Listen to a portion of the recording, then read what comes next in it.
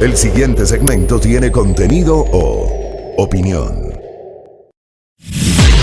La entrevista en A Primera Hora. Analizamos los hechos del momento junto a sus protagonistas.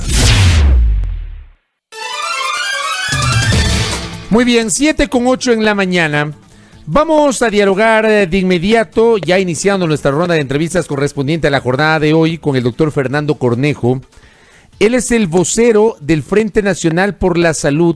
Se trata de un colectivo que aglutina a varias organizaciones sociales y de profesionales vinculados al sector de la medicina, que presentaron el día de ayer un informe técnico con la identificación de causales, de posibles causales, de juicios políticos en contra de la ex ministra de Salud, Catalina Andramuño, y del actual ministro de Salud, Juan Carlos Ceballos. Entremos en materia. Doctor Fernando Cornejo, bienvenido, buenos días, ¿cómo le va? Buenos días, Fabricio, qué gusto escucharle y escuchar a todos y todas las radioescuchas de Majestad. Un gusto poder compartir con ustedes estas ideas y esta organización que estamos presentando para defender los derechos de los ecuatorianos y ecuatorianas. Correcto. A ver, empecemos primero identificando al Frente. ¿Qué es el Frente Nacional por la Salud? Bueno, el Frente por la Salud y Protección Social se ha venido constituyendo entre diversos colectivos que buscamos pues 5 objetivos fundamentales. La salud como derecho, la salud como derecho transversal, además, universalidad en la salud, ¿sí? Y el cumplimiento de todo lo que está en el artículo 352 de la Constitución. Adicionalmente a ello, el tema ligado a una participación activa de la ciudadanía en la toma de decisiones, ética pública en la construcción de procesos colectivos por la salud como poder popular, como construcción del poder popular, y el volver a procesos de internacionalización y cooperación para construir la salud, sobre todo en cooperación sur-sur, aunque no exclusiva. A partir de esto, pues, y viendo cómo se ha venido destruyendo el sistema de salud durante los últimos 3 años, nos hemos constituido entre varias organizaciones, un tema no partidista, pero obviamente muy político, y que hoy día, pues, con la convergencia de otras 18 organizaciones, y que se van sumando más, hemos dado una medida muy puntual, que es el planteamiento del juicio político a la ex ministra Andramuño y el actual ministro Ceballos, con el fin de que la Asamblea, en sus funciones de fiscalizadora, pueda establecer un debido proceso para, en base a algunas causales existentes y otras que podrían aparecer, se los juzgue como responsables políticos de acciones negligentes durante el manejo de esta pandemia. Correcto. Empecemos por Catalina Andramuño, que fue la ministra de Salud en las primeras 2 semanas de la pandemia. ¿Por qué ustedes creen que hay causales para enjuiciar políticamente a la doctora Catalina Andramuño? Bueno, eso es un continuum, Fabricio. Las alertas de Organización Mundial de la Salud venían dadas desde antes. No es que la pandemia apareció y el ministerio tenía que haber resuelto en 2 semanas. Estas alertas previas, que en mayor o menor grado venían siendo revisadas por los expertos, tenían que dar como resultado que la Autoridad Sanitaria Nacional, en cumplimiento de sus funciones a través de los organismos pertinentes, la Subsecretaría de Vigilancia de la Salud y Control Epidemiológico, haya generado alertas y haya tomado medidas puntuales que incluían negociación y adquisición de pruebas diagnósticas, implementación de los laboratorios nacionales de referencia, y por parte de los entes provisores de servicios de salud, la implementación adecuada y a tiempo. Esa era una responsabilidad de la ministra en funciones en ese momento, y evidentemente no se lo hizo, y fueron los resultados de las primeras semanas de la pandemia. Adicionalmente a eso, el Ministerio de Salud es la autoridad sanitaria nacional que tiene que tomar las decisiones en cuanto a prevención. Y tuvimos, por ejemplo, durante los primeros momentos de la pandemia, estadios de fútbol abiertos y con mensajes de altos funcionarios del gobierno que nos invitaban a no tener miedo y a ir a los estadios. Consecuentemente, ahí hay una responsabilidad directa de la ministra en funciones en ese momento y pues que tendrá que presentar sus descargos. Usted ha dicho hace un momento, Fabricio, algo muy importante. Nosotros no somos de aquellos que entramos en un proceso de juzgar y encarcelar a gente de una, o este no es el caso, no es un juicio político por si acaso, pero aquí hay un ente competente que es la Asamblea Nacional y tendrá que darse un debido proceso. Y todos quienes tenemos pruebas que aporten al juicio, tendremos que comparecer ante la Asamblea, si es que nos invitan, obviamente, para aportar a ello, y los funcionarios tendrán que descargarse. Correcto. Ahí me queda clara la responsabilidad que ustedes en el frente ubican de Catalina Andramuño, que no preparó las condiciones cuando ya se sabía que la pandemia en diciembre había aterrizado con fuerza en China y 2 meses después llegó al Ecuador.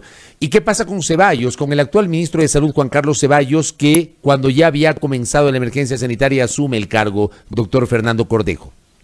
Bueno, yo creo que en este continuum los planes de contingencia continuaron siendo poco claros, ¿sí? Las pruebas diagnósticas siguieron siendo insuficientes y continúan hasta hoy siendo insuficientes, no hay pruebas diagnósticas suficientes, no hay capacidad de procesamiento todavía hay rezagos. Si ustedes ven en los propios informes que emite el Ministerio de Salud, los rezagos son muy importantes, ¿sí? No hubo compra de equipos de protección personal para el personal de salud. ¿Por qué? Porque los recursos del Estado estuvieron orientados hacia otro lado. Vamos, el pago de deuda externa anticipada, que es una responsabilidad del exministro Martínez, pero el Ministerio de Salud tenía que haber defendido su posición y la posición del pueblo ecuatoriano, estando además en pandemia y estando además en emergencia. Y la posición de Ceballos se manifiesta de una manera peor aún, cuando hace pocos días lo escuchamos en los medios de comunicación, y que cuando trata de aclarar se ponen más oscuras las cosas, ¿cierto? Al decir y al acusar que los profesionales de salud somos quienes hemos ido diseminando el virus, al ver en comunidad, que demuestre cuáles son las pruebas científicas que da para esto. Un tema importante para el caso del doctor Ceballos y la administración del doctor Ceballos, me refiero a eso, son administraciones, no son personas, ¿no es cierto? Es transparentar el número y las cifras epidemiológicas reales. Ha habido cambios de metodología constantes, que un país llegue a saber cuáles son los resultados de una pandemia a través del conteo del exceso de muertes en el registro civil, implica que el sistema de vigilancia epidemiológica no estuvo funcionando. Y no estuvo funcionando por un motivo básico, porque se desmanteló el sistema de vigilancia epidemiológica a través del despido de funcionarios en el sistema de vigilancia sistemáticamente a través de todos estos 3 años. Y mire usted cómo, por ejemplo, mire doctor, cómo por ejemplo, a propósito de la emergencia, hay algunas voces de ciertos médicos connotados de Guayaquil y algunos voceros políticos que plantean que vuelva el Instituto de Higiene y Medicina Tropical Leopoldo Izquieta Pérez, que dicen que el gobierno anterior lo desmanteló para crear el INSPI. Ha surgido esto y algunos dicen, si hubiese existido el Instituto de Higiene y Medicina Tropical Leopoldo Izquieta Pérez, se hubiese enfrentado de mejor manera esta crisis sanitaria, doctor. Mauricio, es una visión completamente distorsionada de las cosas. El INSPI asumió las funciones del Instituto de Higiene y Medicina Tropical Leopoldo Izquieta Pérez. Yo más bien me pregunto qué hubiese pasado si no hubiese existido el INSPI, que tiene expertos de muy buen nivel y que debió haber continuado su proceso de fortalecimiento. ¿Qué pasaba con el Instituto Izquieta Pérez en su proceso institucional anterior? Hacía 2 cosas, hacía registro sanitario, hacía control y vigilancia, investigación y a la vez hacía de laboratorio de referencia. Es decir, 4 funciones en una sola institución con pocos recursos y con poco personal. Acá, ¿qué se dijo en el gobierno anterior? Toda la función de registro sanitario y de regulación se va a la ARSA, que es la Agencia de Regulación y Control de Servicios de servicios sanitarios, e investigación y laboratorio de referencia se queda en el INSPI. Y el INSPI ha respondido en las medidas de sus posibilidades. ¿Qué se debió haber hecho? Fortalecer el INSPI, darle todas las competencias para que sea el laboratorio nacional de referencia, y si es que se veía que no había competencias adicionales en un proceso tan emergente como esto, no tan tardíamente como se lo hizo, fortalecer la red en asociaciones con laboratorios privados. Pero eso se lo hizo muy tarde, cuando ya no tenían capacidad de diagnóstico, cuando estamos rebosados de de pacientes sin pruebas y con una cantidad de personas fallecidas, sobre todo en la ciudad de Guayaquil. Ahora, ustedes obviamente representan a la sociedad civil, ustedes representan a los ciudadanos, ustedes no son legisladores y el juicio político o un juicio político se lleva a cabo en la Asamblea Nacional y lo llevan adelante legisladores. ¿Cómo van a hacer allí? ¿Ustedes van a trasladar a la Asamblea Nacional estos insumos que han recopilado? ¿Cómo lo van a canalizar este pedido de que sean llevados a juicio político tanto la doctora Catalina Andramuño, ex ministra de Salud, cuanto el doctor Juan Carlos Ceballos, actual ministro de Salud?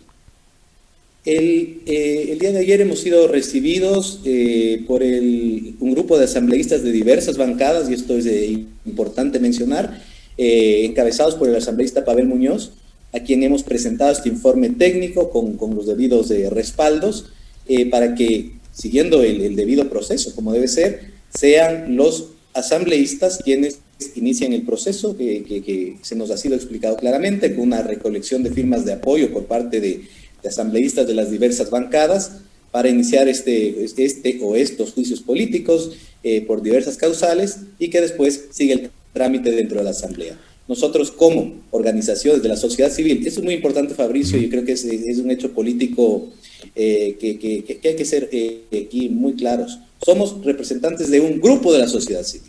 No podemos nosotros ponernos como voz de toda la sociedad civil. Claro, desde luego. ¿No? Pero de un grupo, de grupos importantes de la sociedad civil. Al menos ayer presentamos 18 organizaciones diferentes de este pedido, y pues a partir de ello haremos el seguimiento y todo el acompañamiento necesario.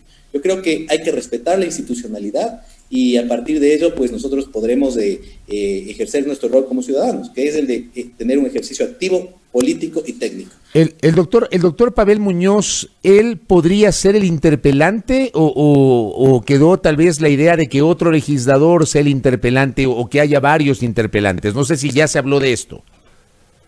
No, ahí hubo 13 asambleístas, como le decía, de diversas bancadas. El asambleísta Muñoz ha aceptado pues ponerse a la cabeza de este proceso, y esto no obsta que hayan otros asambleístas que vayan proponiendo también esta u otras causales, ¿no? Nosotros hemos presentado 14 causales, pero sin duda pueden existir otras más, y pueden otras causales de las que hemos presentado no ser necesariamente acogidas en la Asamblea. Ustedes presentan 14, dice, causales. Así es. Correcto. Entonces, entregado ese informe, habrá que esperar si es que finalmente esto madura en la Asamblea Nacional. Quiero aprovechar la oportunidad, y ya que estamos hablando de los temas de salud. Al día de hoy, ¿usted ve cómo ve las condiciones sanitarias del Ecuador? Hay dudas, hay gente que dice que hay el riesgo de una segunda ola, hay gente que dice que la segunda ola ya vino, hay gente que dice que no ha pasado la primera ola. ¿Cómo ve usted las condiciones sanitarias hoy en el Ecuador por la pandemia del COVID-19, doctor Fernando Cornejo? Analicemos algunos temas. Hemos avanzado significativamente en el tema de tener suficientes pruebas diagnósticas. Probablemente no, o efectivamente no. Lo que quiere decir que estamos un poquito mejor, sí, que en los primeros momentos de la pandemia, sobre todo porque las pruebas en el Ecuador, a diferencia de en otros países, fueron prácticamente privatizadas, y son los servicios pues privados los que están prestando servicio a costo del ciudadano o la ciudadana, lo cual es terrible cuando la Constitución garantiza gratuidad de los servicios de salud, y las pruebas diagnósticas son parte de un servicio de salud. Pero hay complicaciones, y por lo tanto, cuando se venga un incremento del número de casos, porque ya se está viendo esto en Europa, habrá dificultades. En segundo lugar, encontramos que no existe el debido seguimiento a los casos que se están presentando. Estamos tomando muy deportivamente esto. ¿Por qué motivo? Porque se ha delegado competencias. La competencia de salud es exclusiva del Estado central. Y aquí lo que se hizo es delegar competencias a los gobiernos autónomos descentralizados, y cada quien toma las medidas de acuerdo a las capacidades que tiene, que son capacidades muy escasas en ciertos casos para el control, y por lo tanto son medidas disímiles, dispares a nivel país, en un país pequeño con muchísima movilidad.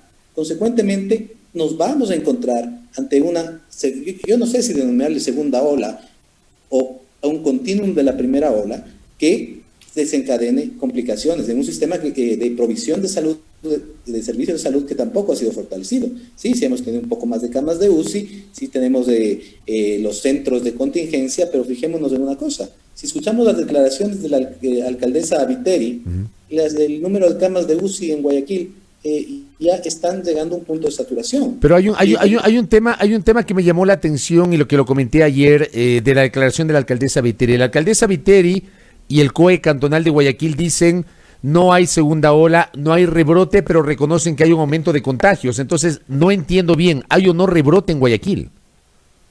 Dejemos a los especialistas en epidemiología hablar si hay segunda ola o no. Lo importante es saber que aquí la pandemia no se ha terminado y que se tienen que tomar medidas para tener una importante provisión de servicios de salud a los que lo necesiten. Porque esas camas de UCI están ya saturadas en Guayaquil ahorita, probablemente sean necesarias para pacientes con COVID graves, pero también para pacientes que tengan otro tipo de patologías, pues trauma cráneoencefálico, eventos vasculares cerebrales, que también están presentes durante este momento y que en muchos casos no fueron atendidos durante la gran emergencia. ¿Por qué? Porque simplemente no había camas. El hablar de listas de espera en terapia intensiva es parte de estas causales que estamos hablando de juicio político para Ceballos. ¿Cómo es posible decir lista de espera para terapia intensiva? Uno va a terapia intensiva no porque quiere, pues. Uno va a terapia intensiva porque es el riesgo, el borde entre la vida y la muerte.